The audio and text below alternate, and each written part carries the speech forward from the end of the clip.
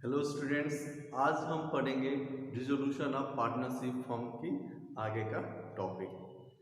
ठीक है, अब तक हमने ये पढ़ा कि फॉर्म की डिसोल्यूशन कैसे होता है, किस किस सिचुएशन में फॉर्म की डिसोल्यूशन होता है। ठीक है, अब देखिए, जब फर्म का डिसोल्यूशन होता है तो हम उसके एसेट्स को बेच देते हैं और लायबिलिटी को पे करते हैं। तो एसेट्स बेचने से जो पैसा आएगा उसी पैसे से हम क्या करेंगे, लायबिलिटी को पे करेंगे। तो लायबिलिटी को पे करने के लिए पहले प्रॉफिट यदि हुआ है तो उससे भी हम पे कर देंगे लायबिलिटी को। लेकिन अभी हम पढ़ेंगे एसेट्स से जो पैसा हमारे पास आएगा उसको कैसे कैसे यूटिलाइज करेंगे। पहला हम यूटिलाइज करेंगे आउटसाइडर, मतलब पेइंग फॉर्म्स डेब्ट टू थर्ड पार्टी, मतलब ये आउटसाइडर हो गए, मतलब अदर देन पार्टनर्स, पार्टनर के अलावा। आउटसाइडर मतलब जो बाहर से हमने लोन लिया है किसी से, मतलब कर्ज लिया है, या हमने किसी से गुड्स परचेज किया है, गुड्स परचेज किया है उधार पे, तो उसको हम पहले पैसा देंगे। जो आएगा मतलब उसको एप्लीकेशन ऑफ एसेट्स बेचने से जो पैसा आएगा, एसेट्स बेचने से जो पैसा आएगा उसको सबसे पहले हम किसको देंगे, थर्ड पार्टी को, जिससे हमने उधार लिया है, लोन लिया है। आगे पार्टनर्स एडवांस, यदि पार्टनर ने कुछ एडवांस दिया है, जैसे लोन दे दिया है, पार्टनरशिप मतलब फॉर्म को दिया है, तो उसके बाद उसको हम चुकाएंगे। तो ये हो गया नंबर 1, ये 2 हो गया, ये 3। उसके बाद हम पार्टनर्स के कैपिटल चुकाएंगे। यदि बचेगा, मतलब कैपिटल पे करने के बाद, मान लीजिए कैपिटल एक तरह का लायबिलिटी है, मैं बता चुका हूँ ऑलरेडी कि कैपिटल क्या है, एक तरह की लायबिलिटी है।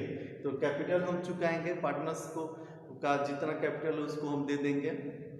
और फिर यदि कुछ बचेगा तो पार्टनर के बीच में हम डिस्ट्रीब्यूट कर देंगे। क्यों?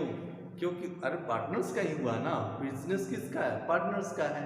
तो यदि कोई सरप्लस बचेगा तो पार्टनर्स के बीच में हम डिस्ट्रीब्यूट कर देंगे। इसको एग्जाम्पल के थ्रू हम समझते हैं। ठीक है, जैसे एक एग्जाम्पल हम लेते हैं, ए बी सी, ये पार्टनर है। ठीक है, ए की वाइफ ऑफ, जैसे ए की वाइफ ने लोन दिया है फॉर्म को,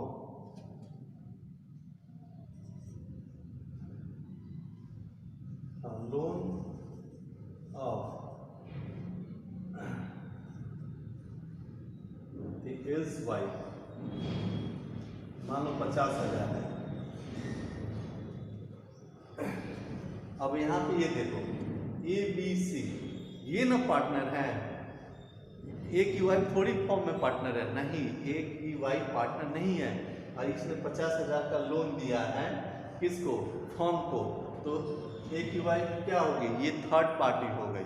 तो थर्ड पार्टी, तो पहले हम इसको पैसा चुकाएंगे।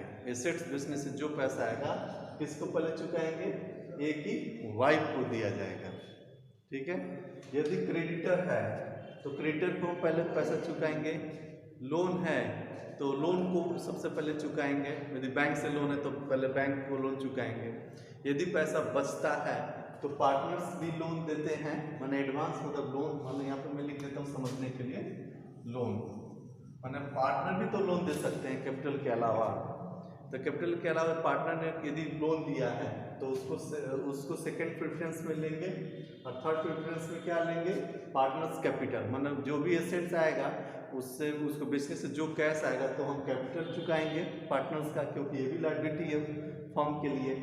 और जो बचेगा हम डिस्ट्रीब्यूट कर देंगे पार्टनर्स के बीच में। किस रेशियो में, प्रॉफिट शेयरिंग रेशियो। ये जो डिस्ट्रीब्यूट करेंगे ये हो जाएगा प्रॉफिट शेयरिंग रेशियो। ठीक है, फिर नेक्स्ट हम टॉपिक पे आते हैं। इसको एक बार नोट कर लिए जाए।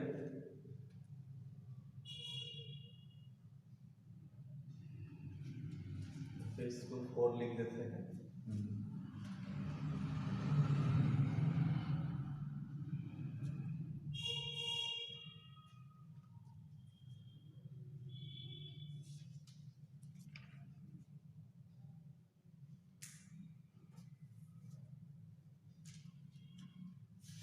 कल हम लोग पढ़े थे ट्रीटमेंट ऑफ लॉस का कैसे करेंगे।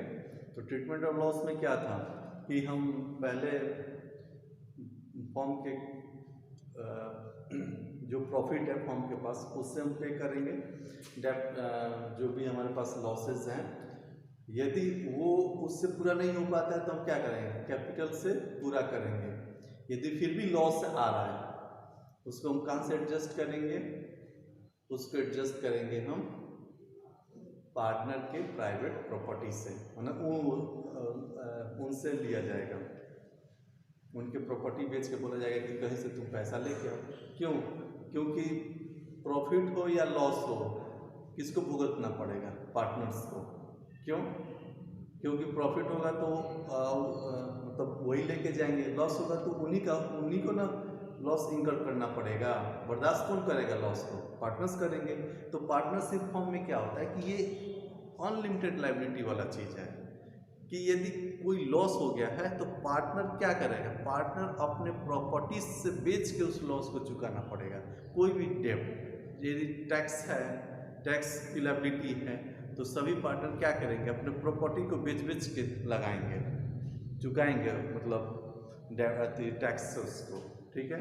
तो हर तरह का, यदि क्रेडिटर है तो क्रेडिटर को पैसा देना है तो ये लोग अपने प्राइवेट प्रॉपर्टी से वसूल करेंगे, मतलब बेच के एसेट्स, और फिर क्रेडिटर को देंगे, बैंक को देंगे, जहाँ जहाँ लायबिलिटी अब पे करना जरूरी है। ठीक है? इसमें पार्टनरशिप फॉर्म में हर पार्टनर का अनलिमिटेड लायबिलिटी होता है, अनलिमिटेड। इसका कोई लिमिटेड नहीं है कि पार्टनर कितने ही तक लॉस बियर करेगा। यदि लॉस है तो भाई पूरा करो।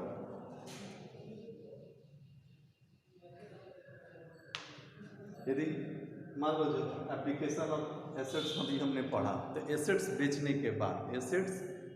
के बाद यदि पैसा कम पड़ता है और लायबिलिटी, तो इसका क्या मतलब, नुकसान हो गया, लॉस हुआ।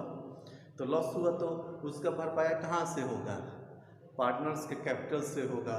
यदि वो कम पड़ता है तो पार्टनर क्या करेगा, अपने प्राइवेट प्रॉपर्टी को सेल करेगा, और सेल करके वो लायबिलिटी चुकाएगा। ठीक है? अब आगे हम लोग पढ़ेंगे कि अकाउंटिंग ट्रीटमेंट कैसे होता है, मतलब कैसे हम अकाउंटिंग ट्रीटमेंट करेंगे।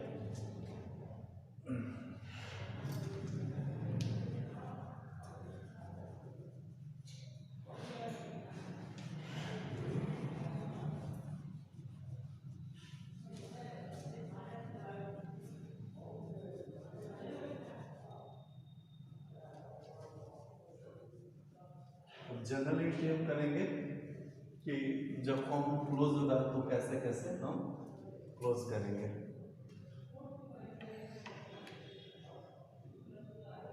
जब भी फॉर्म होगा तो हम क्लोज करेंगे तो 4 या 5 तरह के हम एक लेजर क्रिएट करेंगे। लेजर पहला रियलाइजेशन अकाउंट बनाएंगे। रियलाइजेशन अकाउंट में बनाएंगे पहला, इसको बोलते हैं वसूली खाता। वसूली खाता जैसे एसेट्स को बेच के लायबिलिटी पे करना, एसेट्स को बेच के लायबिलिटी को पे करना, इसमें आता है रियलाइजेशन अकाउंट में।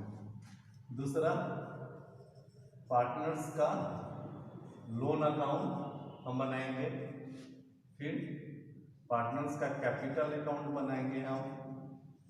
मतलब इतना लेजर हमें तैयार करना पड़ेगा फॉर्म्स को क्लोज करने के लिए।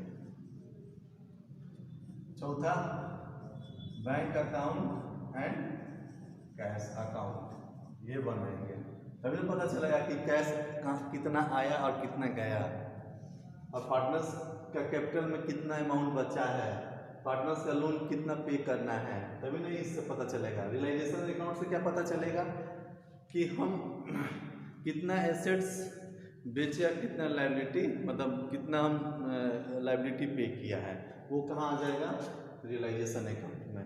ऑल एसेट्स को सेल करेंगे और ऑल लाइबिलिटी को पे किया जाएगा यहाँ से। तो यदि कोई खर्चा भी होगा तो रियलाइजेशन अकाउंट में आएगा, ये लाइबिलिटी पे होगा तो रियलाइजेशन अकाउंट में होगा, एसेट से यदि कैश आता है तो रियलाइजेशन अकाउंट में ही आएगा। अब हम पढ़ेंगे नेक्स्ट रियलाइजेशन अकाउंट। तो हम आते हैं रियलाइजेशन अकाउंट को कैसे प्रिपेयर किया जाता है, उसमें कैसे जर्नल एंट्री पास करते हैं। तो हाँ, इसको मिटा देते हैं।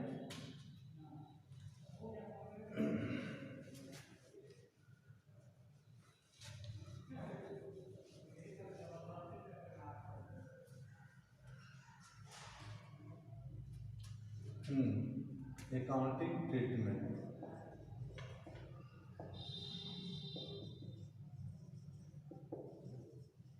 अकाउंटिंग ट्रीटमेंट कैसे होता है, तो ऑल एसेट्स को हम क्या करेंगे,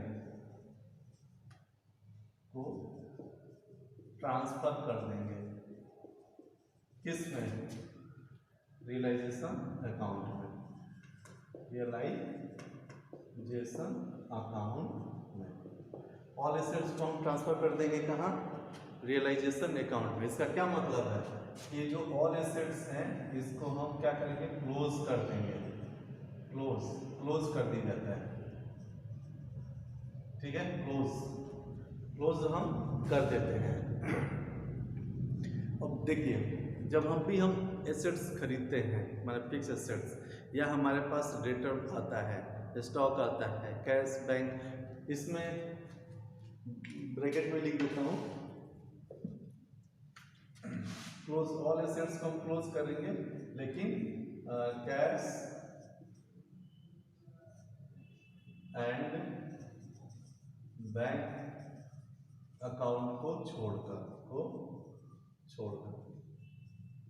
ऑल एसेट्स को हम ट्रांसफर कर देंगे रियलाइजेशन अकाउंट में, लेकिन कैश और बैंक अकाउंट को हम ट्रांसफर नहीं करेंगे। तो जब भी हमारा एसेट्स बढ़ता है तो हम डेबिट करते हैं ना, और उसी एसेट्स को क्लोज करने के लिए हम एसेट्स को क्या करेंगे, क्रेडिट कर देंगे। चलो ये तो समझ में आएगा, हमने एसेट्स को हमने क्या किया, क्रेडिट कर दिया। तो ऑल एसेट्स यहाँ पे आ जाएगा, एसेट्स अकाउंट क्रेडिट हो गया। अब डेबिट किसको करें, हाँ ना, यहाँ पे हम एसेट्स खरीद रहे हैं ना अभी बेच रहे हैं, तो किसको क्रेडिट करेंगे, तो हम एक अकाउंट बनाएंगे, रियलाइजेशन अकाउंट। रियलाइजेशन अकाउंट को हम यहाँ पे डेबिट करेंगे, रियलाइजेशन अकाउंट डेबिट, क्योंकि यहाँ पे एसेट्स थोड़ी हम बेच रहे हैं कि कैसा आएगा, ठीक है, नहीं, अकाउंट डेबिट। तो यहाँ पे रियलाइजेशन अकाउंट क्या आ जाएगा, डेबिट हो जाएगा, और ये हमारा टू एसेट्स। तो हमारे बुक में से एसेट्स क्या हुआ, खत्म हो गया। अब हम लायबिलिटी को खत्म करेंगे। तो लायबिलिटी को खत्म करने के लिए हम क्या करेंगे, और लायबिलिटी हम क्या करेंगे, और लायबिलिटी को ट्रांसफर कर देंगे, तो ट्रांसफर इसमें हम ट्रांसफर करेंगे रियलाइजेशन अकाउंट में, रियलाइजेशन अकाउंट में। अब देखो रियलाइजेशन अकाउंट तो ठीक है, अब लेकिन लायबिलिटी है, लायबिलिटी को खत्म कैसे करें, तो लायबिलिटी बढ़ता है तो हम क्या करते हैं, क्रेडिट करते हैं। तो लायबिलिटी को खत्म करने के लिए क्या करेंगे, डेबिट करेंगे। तो यहाँ पे हम लिखते हैं लायबिलिटीज, लायबिलिटीज अकाउंट डेबिट, और टू क्या हो जाएगा यहाँ पे, realisation account, realisation account. Realisation account को हम यहाँ पे क्या करेंगे, क्रेडिट कर देंगे, क्योंकि डेबिट किसको किए हैं, लायबिलिटी को खत्म करने के लिए। यहाँ पे लायबिलिटी क्लोज हो गया, यहाँ पे एसेट्स क्लोज हो गया, तो हमारा जो यहाँ पे एसेट्स है ये क्या हो गया, क्लोज हो गया, ठीक है। और यहाँ पे हमारा लायबिलिटी क्या हुआ, क्लोज हो गया, लायबिलिटी यहाँ पे क्लोज हो गया। तो ये ध्यान है, तो हमारे बैलेंस शीट से लायबिलिटी खत्म, एसेट्स खत्म, ठीक है। अब आगे चलते हैं। इसका क्या मतलब, अब हमारे पास एसेट्स भी नहीं है और लायबिलिटी भी नहीं है, अब आगे इसको नोट कर ले, इसके आगे की एंट्री करते हैं यहाँ पे।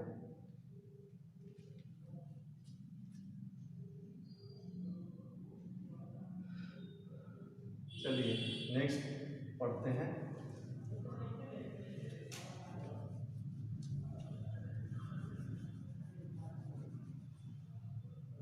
अब देखिए, यदि ये अब मान लीजिए जो हमारे पास एसेट्स है, हमने तो एसेट्स को बुक से हटाया है केवल, ठीक है, तभी ना रियलाइजेशन अकाउंट को डेबिट करके एसेट्स को क्रेडिट कर दिया, ठीक है। लेकिन हमारे बिजनेस के पास तो एसेट्स है ना, बिजनेस के पास एसेट्स है, वो हटा नहीं है बिजनेस में से, केवल हमने बुक में से हटाया है एसेट्स को। यदि उस एसेट्स को हम बेचेंगे, मतलब उस एसेट्स को हम बेचेंगे, तो हमने क्या किया, रियलाइजेशन अकाउंट को डेबिट किया और क्रेडिट कर दिया एसेट्स को, तो एसेट्स खत्म हो गया और रियलाइजेशन अकाउंट डेबिट हो गया। लेकिन उस एसेट्स को बेचने से हमारे पास क्या आएगा, पैसा आएगा। उस एसेट्स को बेचने से हमारे पास पैसा आया, तो एसेट्स तो बुक में से हट गया, तो उसकी अकाउंटिंग हम कैसे करें, बुक में से हटाइए, लेकिन फिजिकली तो हमारे पास है ना। जब फिजिकली हमारे पास से सेल हो जाएगा, फिजिकली हमारे पास से सेल हो जाएगा, तब हम एंट्री क्या करें, तब देखते हैं।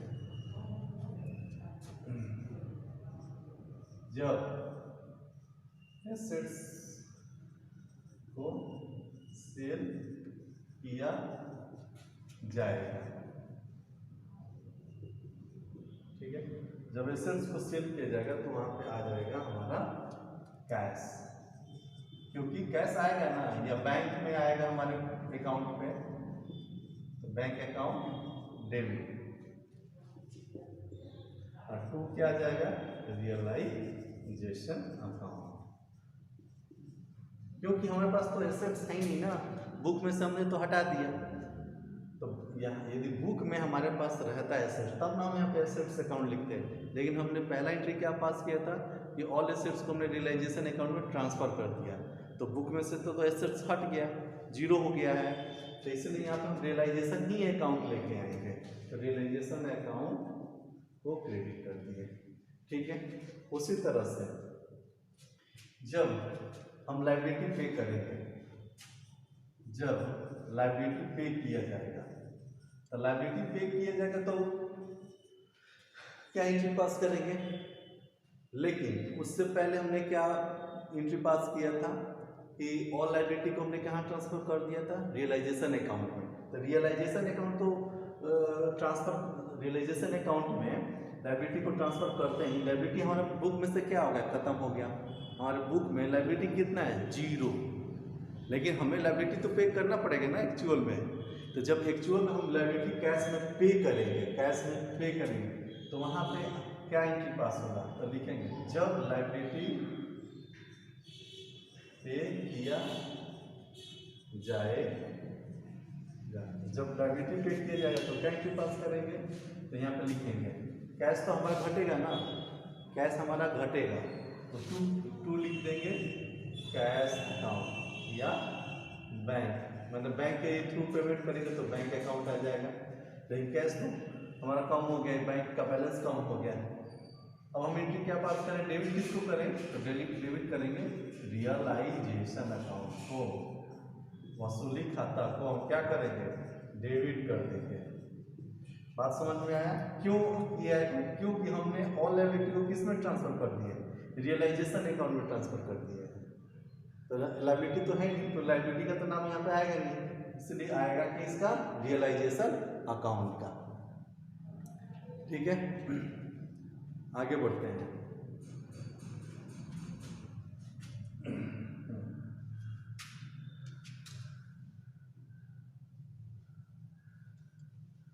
अब ये देखिए कि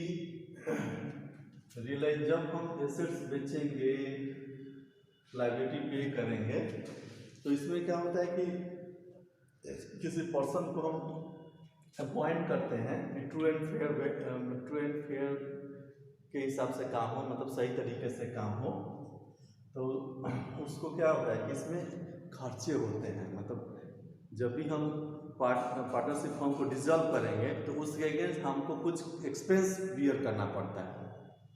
तो ये एक्सपेंस जब होगा पे किया जाएगा ना, तो जब एक्सपेंस पे किया जाएगा तो क्या एंट्री पास करेंगे?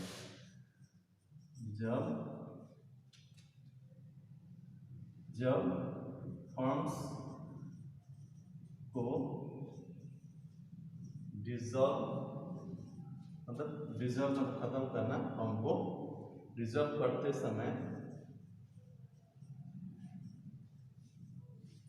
कुछ एक्सपेंस होता है, एक्सपेंस इनकर्ड होता है, और एक्सपेंस हमारा बढ़ जाता है, कुछ तो खर्चा करना पड़ेगा ना, ऐसे तो होगा नहीं कि जब मीटिंग होती है, क्रेडिटर्स आते हैं, उसके बाद से एक पर्सन अपॉइंट करते हैं जो सारा काम को देखता है। यदि पार्टनर में सारा काम देगा तो पार्टनर भी लेगा उसका खर्चा कि भाई हम इतना मेहनत किए तो कुछ पैसा हमें मिलना चाहिए, तो वो क्या है, वो एक्सपेंस है। तो उसको हम क्या लिखेंगे? उसमें लिखेंगे हम रियलाइजेशन अकाउंट को डेबिट कर देंगे, रियलाइजेशन अकाउंट डेबिट टू क्या लिखेंगे? कैश। हमारे अकाउंट से कैश चला जाएगा। तो जब भी एक्सपेंस होगा किसके अगेंस्ट? जब फॉर्म्स को डिसॉल्व किया जाएगा, और जो खर्चा हम बियर करेंगे, जो हम खर्चा इनकर्ड करेंगे, उसमें हम क्या एंट्री पास करेंगे? रियलाइजेशन अकाउंट को डेबिट कर देंगे और टू कैश। ठीक है, इसको नोट किया जाए। चलिए अब आगे बढ़ते हैं।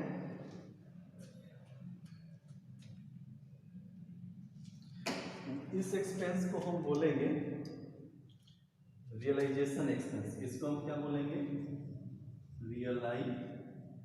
Realisation expense. ठीक है, इसको हिंदी में बोलेंगे वसूली व्यय।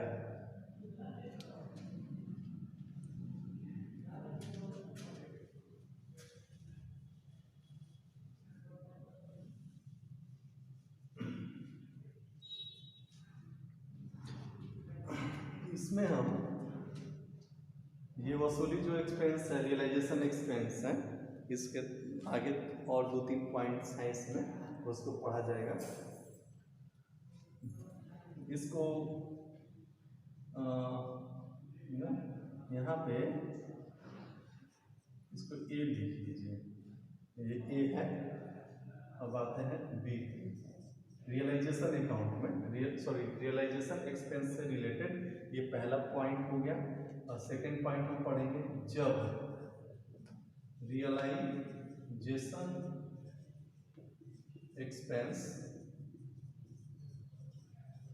एक्सपेंसेस को पार्टनर पे करता है,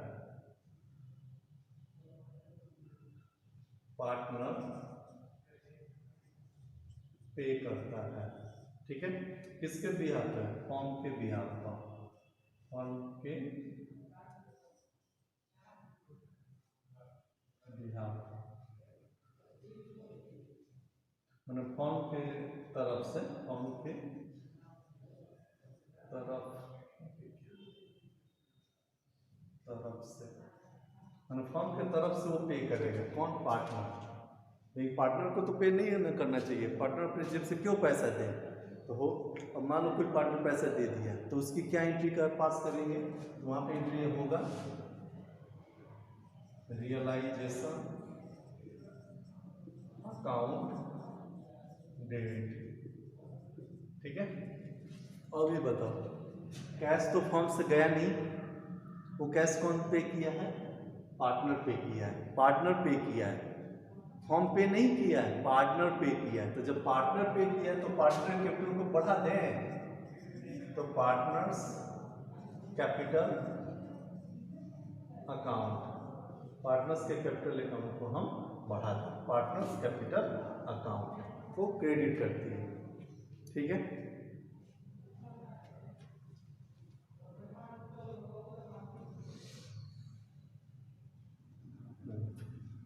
इसी तरह से एक और इसमें पॉइंट आता है,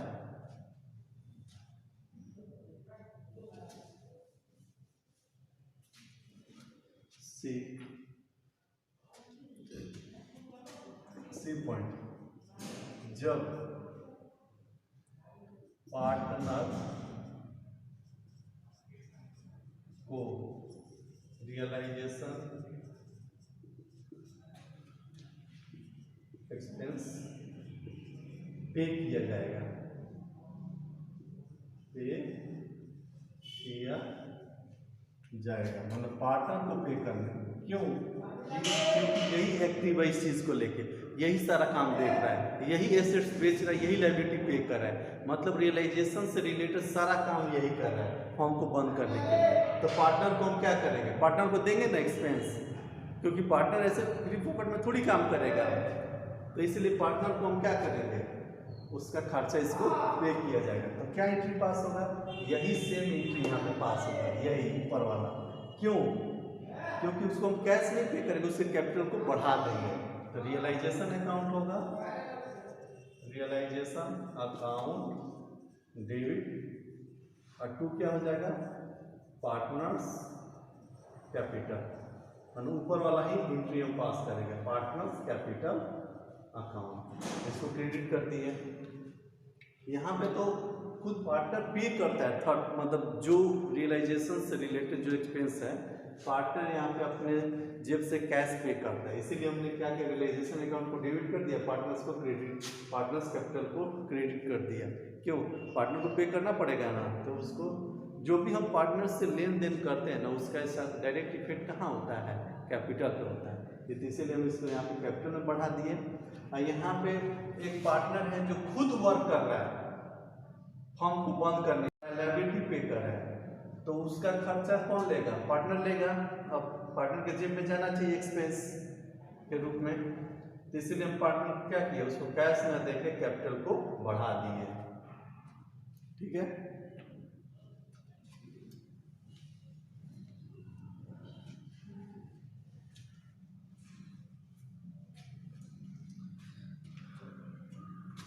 इसको नोट कर ले। अब देखिए, मान लीजिए पार्टनर्स के जो लोन है, पार्टनर्स लोन दिया है फॉर्म को, तो फॉर्म क्या करेगा? पार्टनर के लोन को चुकाएगा। तो चुकाएगा तो क्या एंट्री पास करेगा? तो उसकी एंट्री होगी, जब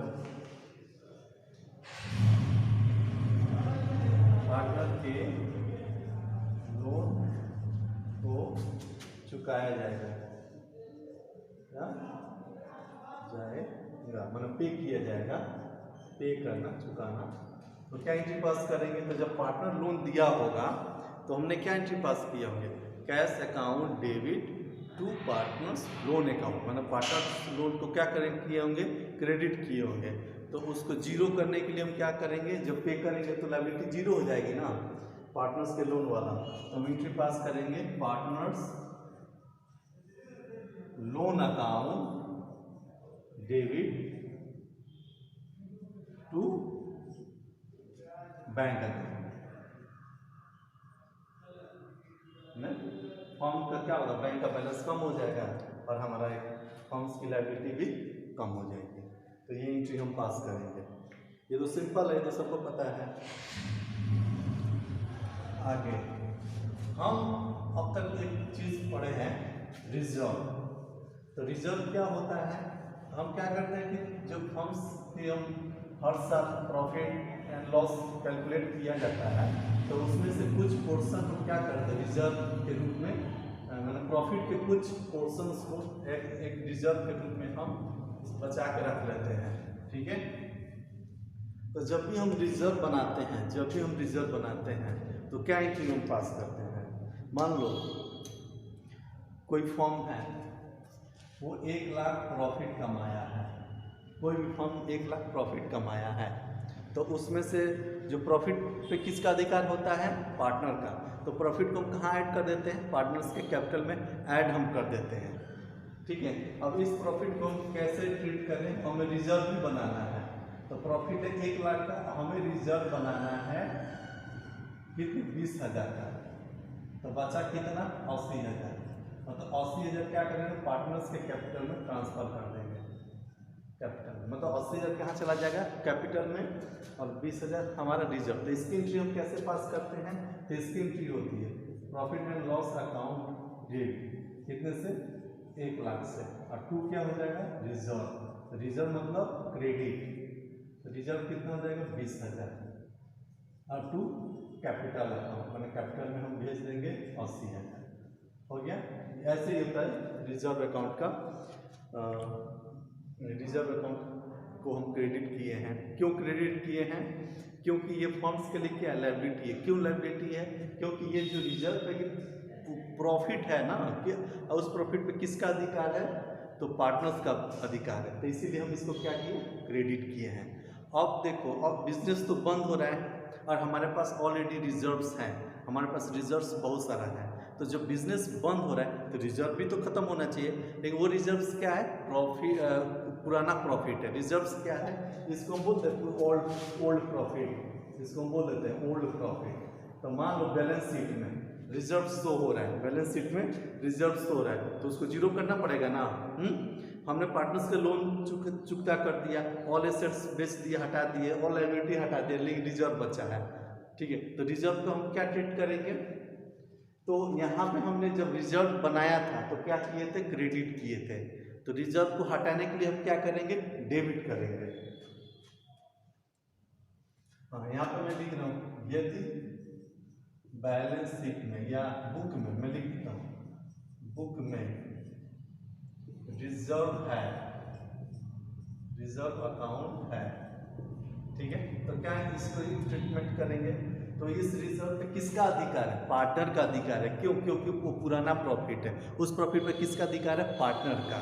ठीक है, तो हम क्या एंट्री पास करेंगे, तो रिजर्व जब क्रिएट किए तो क्रेडिट किए थे, अब इसको खत्म करने के लिए क्या लिखेंगे, डेबिट कर देंगे। तो ऑल रिजर्व्स, हर टाइप के रिजर्व्स को हम क्या करेंगे, डेबिट कर देंगे। तो reserve account debit to partners capital, तो पार्टनर कैपिटल बढ़ जाएगा ना इस रिजर्व के वजह से, तो पार्टनर्स कैपिटल अकाउंट। तो ये एंट्री हम पास करेंगे। आज के लिए इतना ही, फिर हम कल मिलते हैं और फिर इसके आगे का हम स्टडी करेंगे। और distribution of partnership form complete हो जाएगा तो हम नॉन प्रॉफिट ऑर्गेनाइजेशन का अकाउंटिंग पढ़ा जाएगा, जो पहला चैप्टर है उसको अब तक हम लोग छोड़ा, हमने पार्टनरशिप स्टार्ट किए थे, तो अब तक पार्टनरशिप ही चल रहा है। लॉकडाउन की वजह से डिस्टर्ब हो गए थे, लेकिन पार्टनरशिप अब कंप्लीट हो जाएगा एक या 2 दिन, 2 या 3 दिन में। ठीक है, माने 2 या 3 क्लास लग जाएंगे और पार्टनरशिप हमारा कंप्लीट हो जाएगा। और क्वेश्चंस हम जूम पे कर लेंगे, या जब फेस टू फेस क्लास होगा तब कर लेंगे, या यूट्यूब पे भी हम कर लेंगे, एक स्पेशल हम क्लास करेंगे। लेकिन यदि किसी को क्वेश्चंस में डाउट है, कोई प्रॉब्लम है, उससे दिक्कत हो रहा है, तो वो मुझे क्वेश्चन नंबर भी शेयर करें, ताकि हम क्वेश्चंस को क्वेश्चन से रिलेटेड एक क्लास कर लें। ठीक है, चलते हैं और अभी क्लास में यही रुकते हैं, फिर आगे मिलते हैं नेक्स्ट। Okay, bye.